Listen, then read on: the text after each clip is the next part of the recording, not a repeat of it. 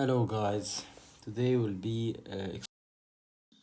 um topic C.1 in the IB Physics HL syllabus, which is simple harmonic motion. I'll be explaining the equations. I'll also be solving questions, and I'll be explaining both the SL part and the additional higher level part. Uh, so let's start. So what is simple harmonic motion? Well, for short we write SHM is a periodic motion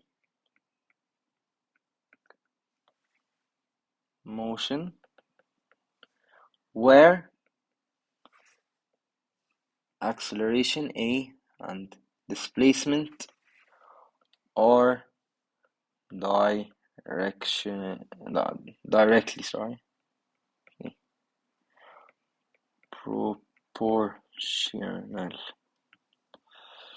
in opposite direction.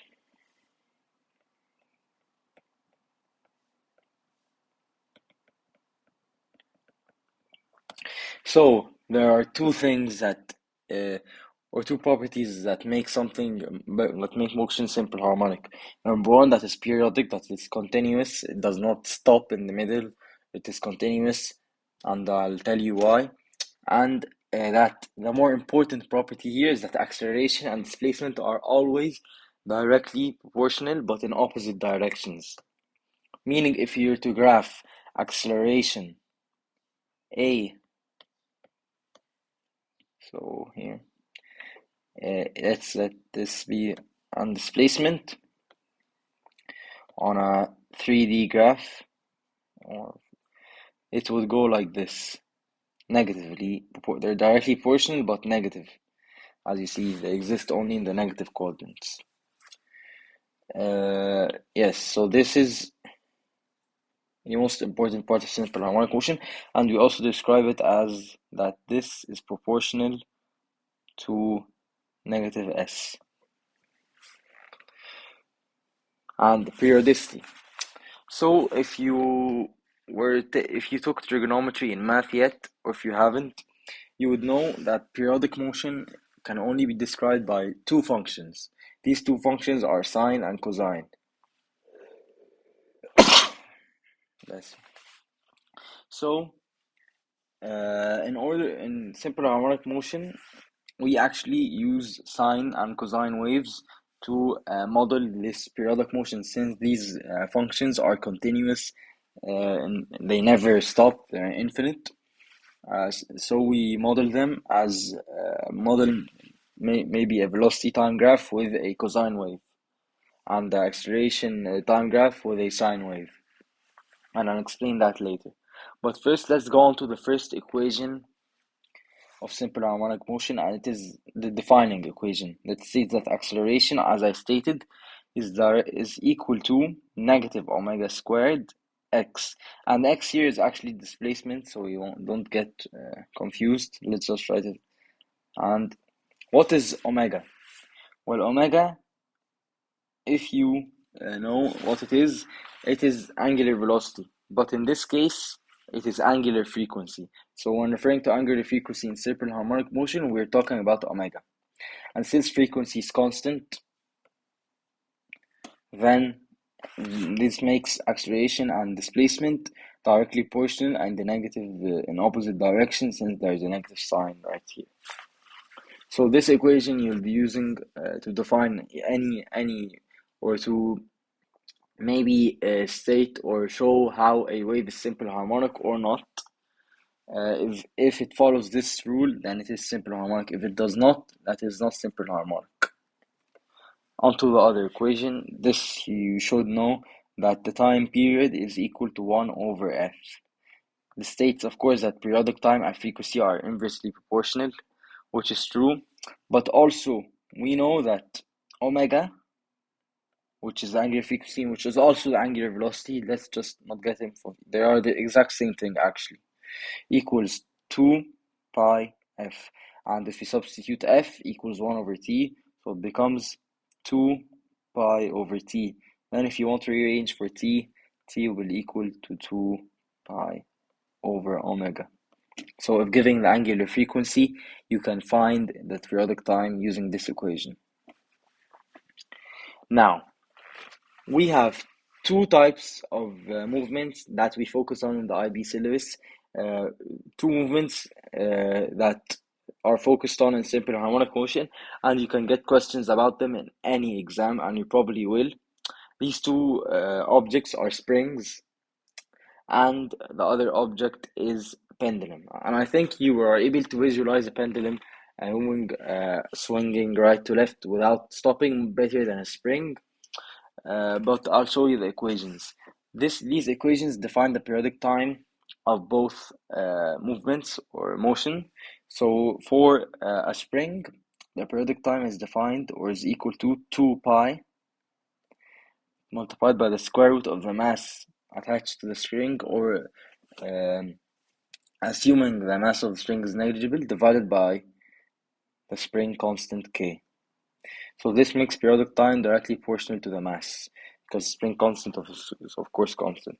And for a pendulum, it is the same 2 pi multiplied by L over G.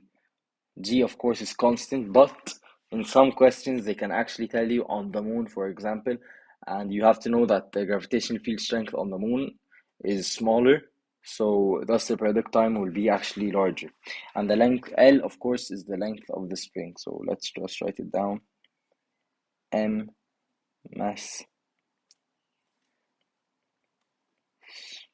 spring constant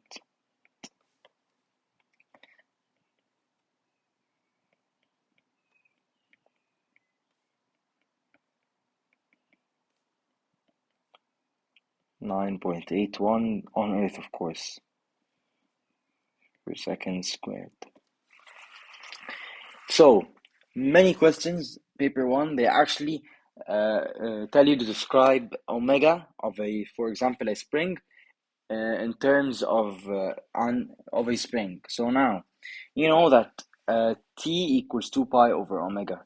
So we substitute, and you know that 1 over omega, if you write it, let's see, we want omega of a spring, the angular frequency of the spring. So we substitute T with 2 pi over omega equals 2 pi multiplied by the square root of m over k. Since 2 pi is on both sides, we cancel them out. 1 over omega, or let's just do it in one step. So now you have 1 over omega equals the square root. So in order to take omega up, or let's square it first. So we're gonna have 1 over omega squared equals m over k. So you want omega on the top, correct? So what you're gonna do here is just switch the fractions. So omega squared equals k over m. Omega equals root k over m. And you'll be asked a lot to plug this in later questions where we describe kinetic energy of simple harmonic motion, but we'll get to that later because that is an HL only equation. And this is of course the same for a pendulum. So now actually this is the SL part for simple harmonic motion. So I'll go on to explain the HL part. So starting from now, as a student, this things now you don't have to know. So as I stated, we know that simple harmonic motion can be described through trigonometric functions sine and cosine. So the first equation I'll state here is describing the displacement of an object in terms of its amplitude. And if you don't know what is amplitude, amplitude is basically the maximum displacement and a sine wave. So I'll just write it down and then explain. So x displacement equals the amplitude, which is denoted by x naught sine omega t plus phi. So I know this looks quite scary, you have many terms here, but as I stated, this is amplitude, which is the maximum displacement, so you can rearrange for it or it will be given. Then sine, of course, is a periodic function. If you don't know how it looks, it is, I'm not gonna write a graph, but looks something like this. And of course, you're allowed your graphic calculator in both paper 1 and 2, so you can just graph it and see how it looks. So omega t, well, I don't want to make it more complicated, but omega is the angular frequency, and this is time. Okay, I'll try to explain it here. So omega t, if you know, omega, angular frequency, can be described, since we're talking about an angle, it is delta theta, the change in angle over time. So omega t is actually equal to theta in this case. So sometimes you'll be given an angle, so you substitute it here instead of omega t and phi. Well, phi is known as something known as the phase difference. But you won't see it a lot. I don't think you'll ever use it in this equation specifically. But what is a phase difference? Okay, assume a wave denoted by a cosine wave. Let's say a sine wave. Let's write it on here. So we're gonna go down and go here. Okay, so if you know the properties of sine waves, you know that the maximum occurs at pi over 2, the minimum occurs at pi. First x-intercept occurs at pi. The minimum occurs at 3 pi over 2. And the endpoint of the one cycle of a sine wave occurs at 2 pi, of course, like cosine. So,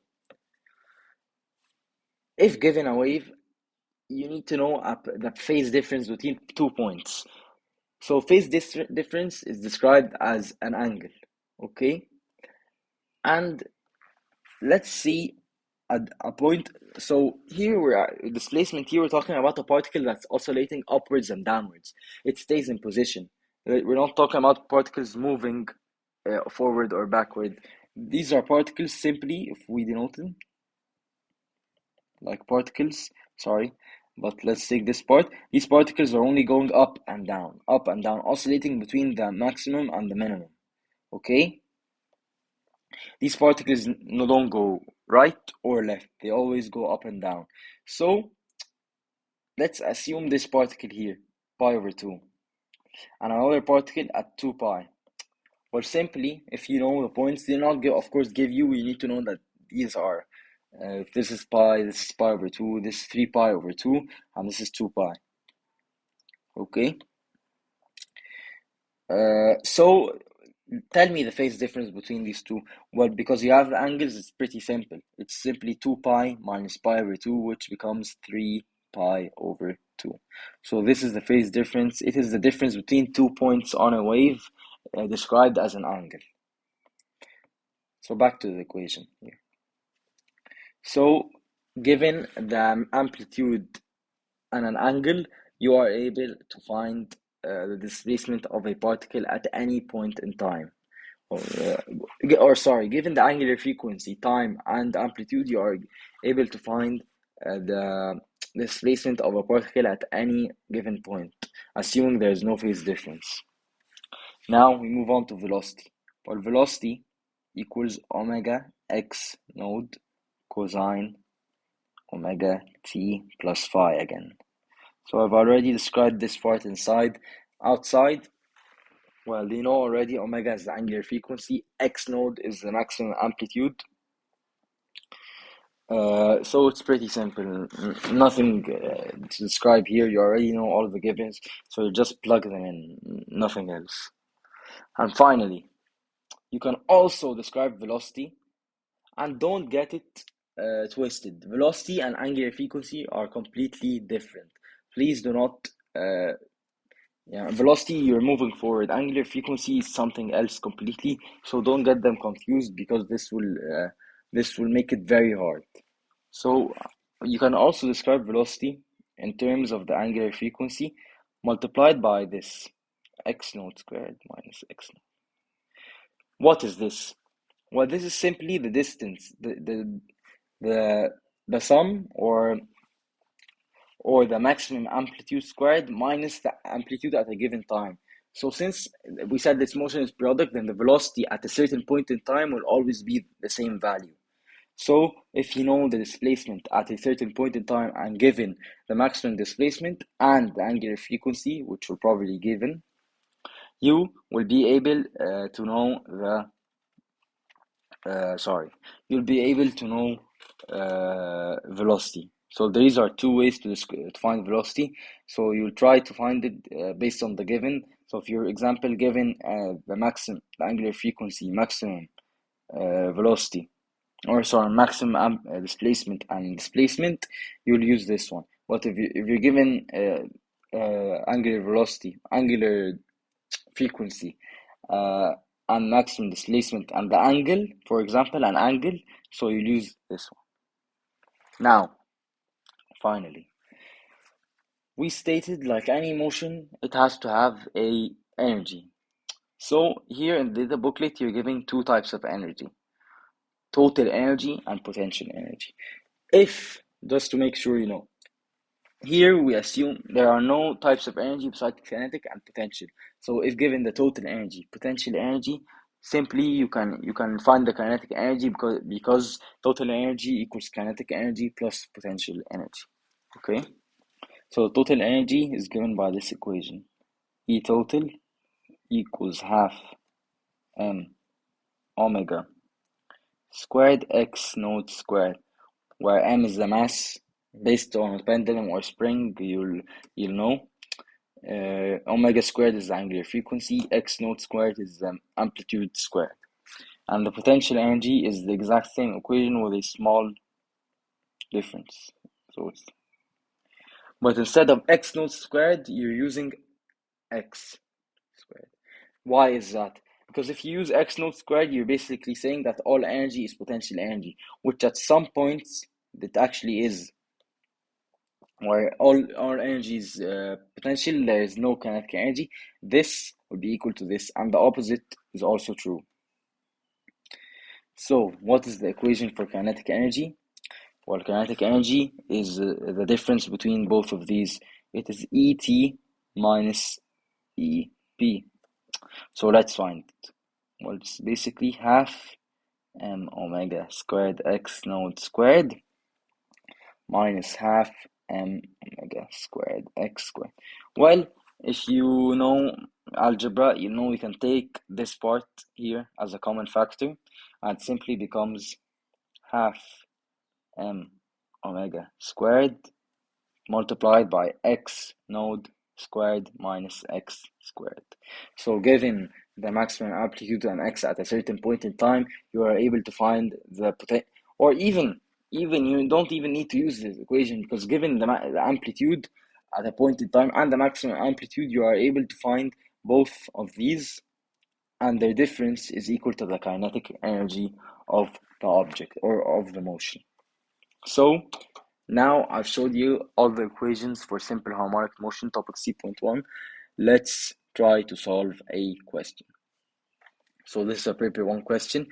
It states the acceleration of a particle in simple harmonic motion is a equals negative omega squared x of t.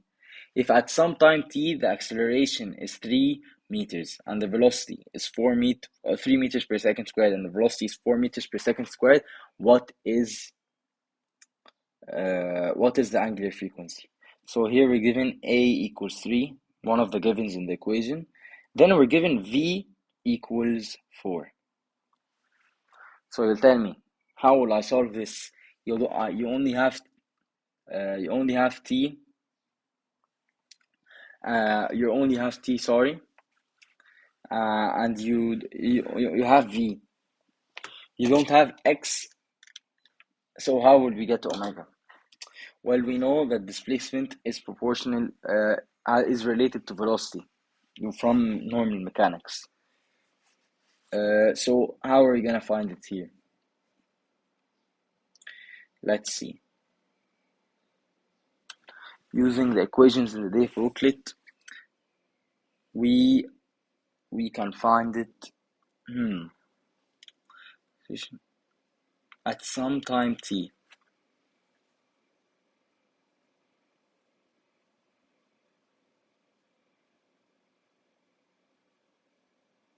Well, we can actually find the time t.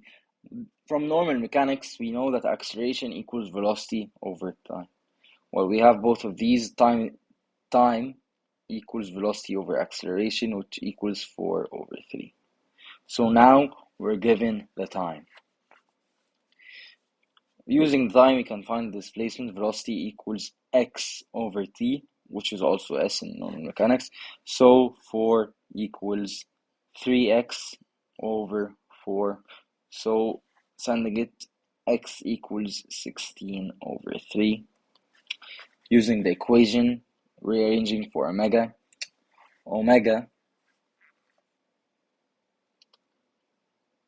so a equals negative omega squared x. We don't have, we're talking about magnitude, so it doesn't matter the negative in this time. So it's gonna be the square root of a over x, which equals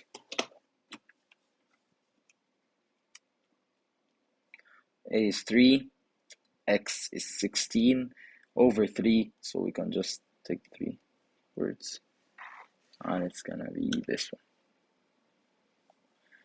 So it's gonna be 0.75. Let's just make sure of our answer. I'm just waiting for it to load, sorry.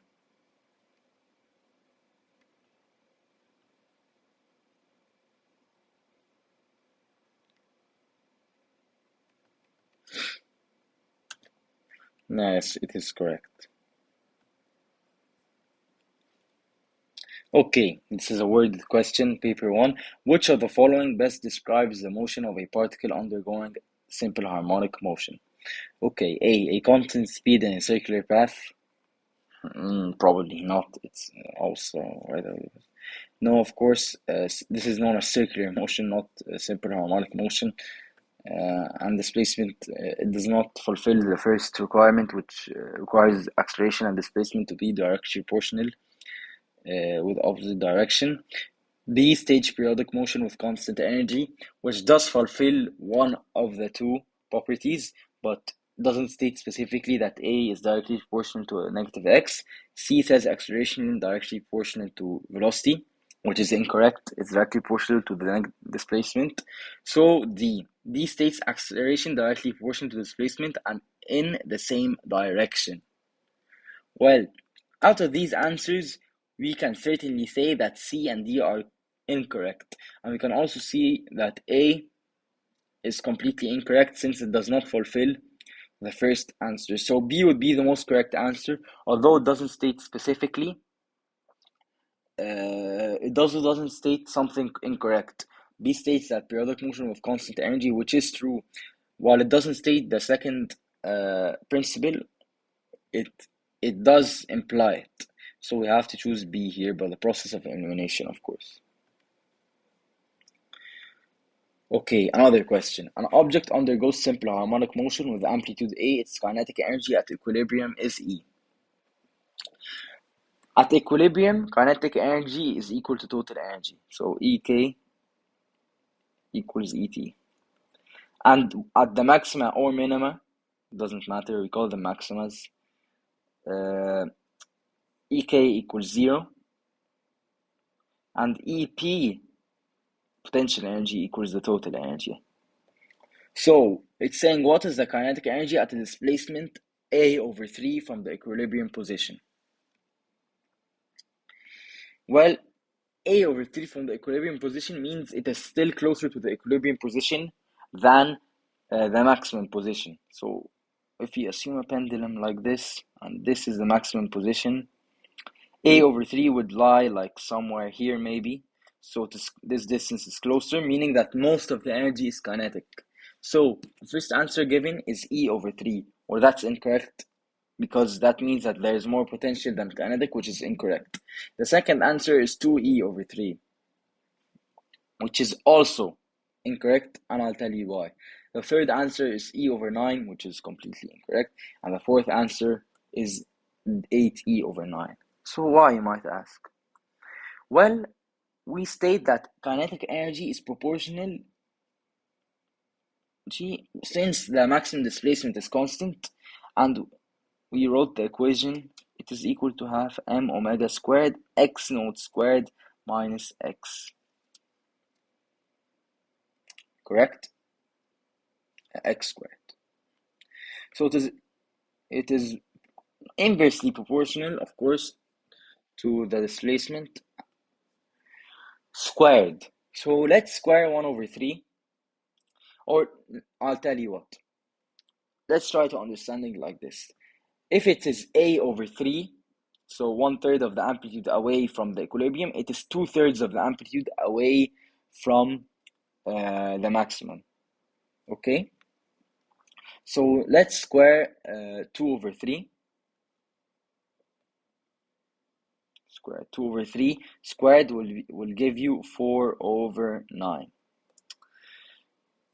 Correct? And the half, if you equate kinetic and potential energy, you'll know that the 2 will go up, so it will be 8e over 9, which is our correct answer.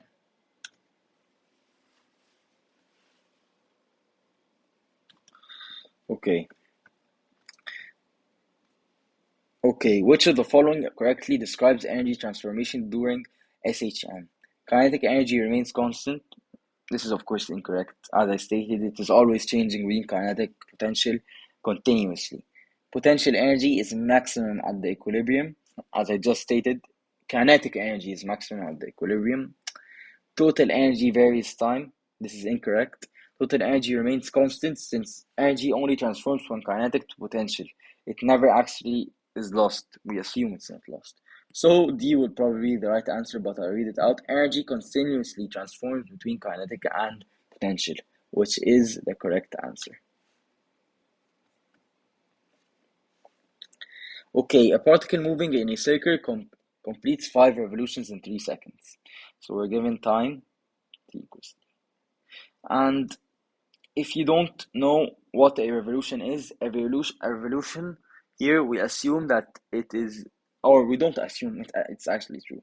And revolution means you've turned around 360 degrees 5 times. Since here we use radians, a revolution, 1 rev, let's say 1 rev, equals 2 pi. So 5 rev equals 10 pi.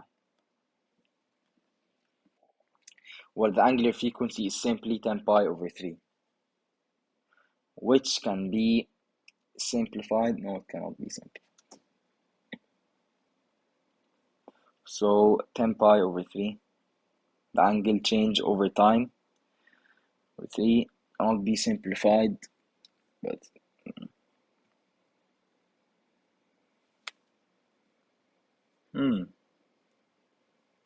yeah, but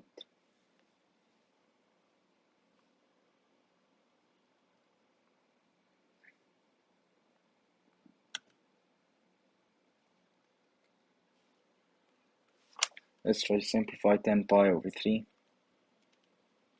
In the calculator it gives us 10. What? Oh, this is actually a very weak question, guys. I'll tell you why. Answers are given in hertz. So in hertz, you mean you're talking about frequency, not angular frequency. Well, frequency is a number of something divided by time, anything. So here it states 5 revolutions. So F equals 1 over T, we know. And here it's 5 revolutions, so F equals 5 over T, which equals 5 over 3 hertz. The unit of angular frequency is radians per second, just like angular velocity. And talking about that, the next question is stating what is the unit of angular frequency, which is radians per second. Okay, let's go on to another question. A particle oscillates with a period of 0.5 seconds. So big T equals 0.5. Amplitude 2.5 meters. So X node equals 2.5. What is the particle speed at 1.5 from the maximum position? So 1.5 from maximum position means 1 meter from the equilibrium. And in simple harmonic motion, we always measure from the equilibrium position. So X here which is displacement, is 1. So what is the particle speed? Well, we have an equation for that already. Since we know that omega, the angular frequency, equals 2 pi over t,